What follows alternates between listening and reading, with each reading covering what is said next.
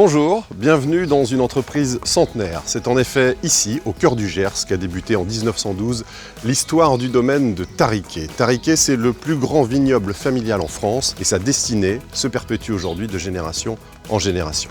Justement, en 2007, la transmission à la 5e génération s'accompagne d'une ouverture de capital. Une nouvelle donne qui a forcément profondément bouleversé l'entreprise, sans remettre en cause son âme, son histoire et ses racines.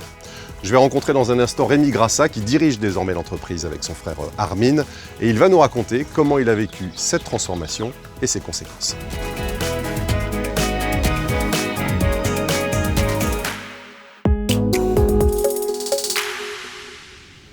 Bonjour Rémi. Bonjour. Merci de nous accueillir ici sur vos terres, dans le Gers. Combien de bouteilles d'ailleurs partent chaque année de votre exploitation? Environ 9,5 millions de bouteilles tous les ans de vin et de base armagnac. C'est considérable, 9,5 millions de bouteilles et qui partent majoritairement en France? Pour à peu près 55% des volumes, c'est en France et 45% des volumes sont exportés sur une soixantaine de pays. Et pour l'Armagnac, quand même, on parlait? L'Armagnac, c'est les 2 tiers à l'export. 2 tiers à l'export, oui.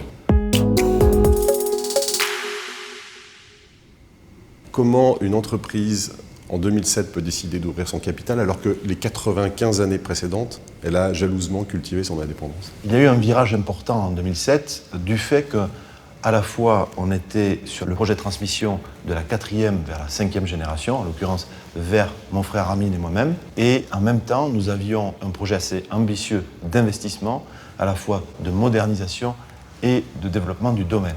Quand on dit plan d'investissement, ça concerne quels investissements? Nous avions prévu des acquisitions de vignobles, une nouvelle chaîne de mise en bouteille et un développement de la cuverie.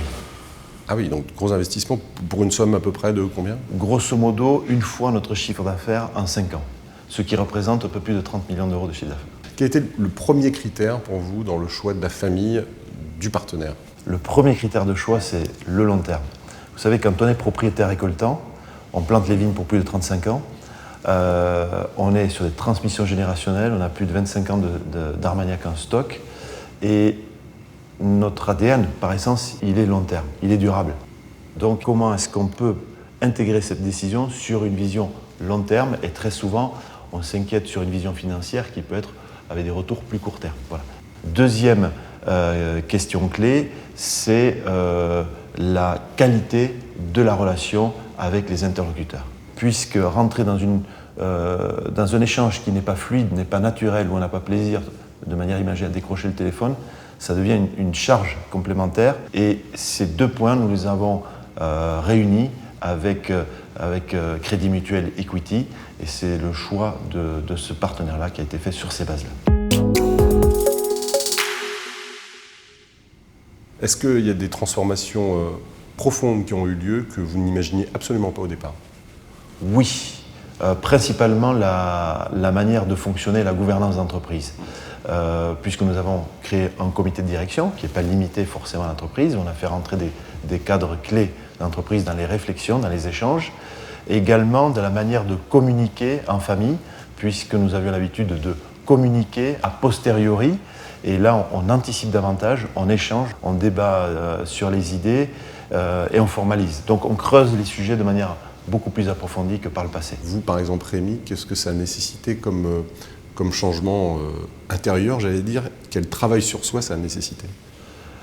En termes de travail sur soi, ça a été de devenir communicant. Parce que familial, propriétaire récoltant terrien, notre réflexe est davantage orienté opérationnel, résultat opérationnel, mais le volet communication anticipé de dire ce qu'on va faire, ça c'est une révolution culturelle. Ce partenaire vous a amené à vous frotter finalement à des univers différents du vôtre. Quel type d'univers par exemple?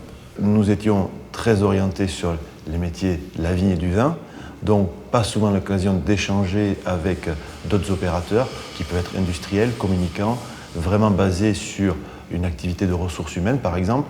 Et le fait de trouver des pistes de réflexion dans d'autres métiers, c'est vraiment enrichissant en venant le combiner avec notre spécificité.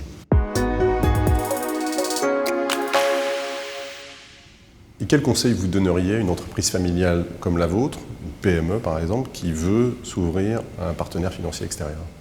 Le conseil principal, c'est d'être totalement transparent sur le projet d'entreprise. Il faut avoir une adhésion totale dessus Et le deuxième, d'avoir un feeling très positif avec les interlocuteurs, très constructif. Est-ce que vous feriez la même démarche qu'il y a 12 ans aujourd'hui?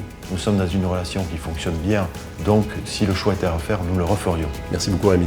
Avec plaisir.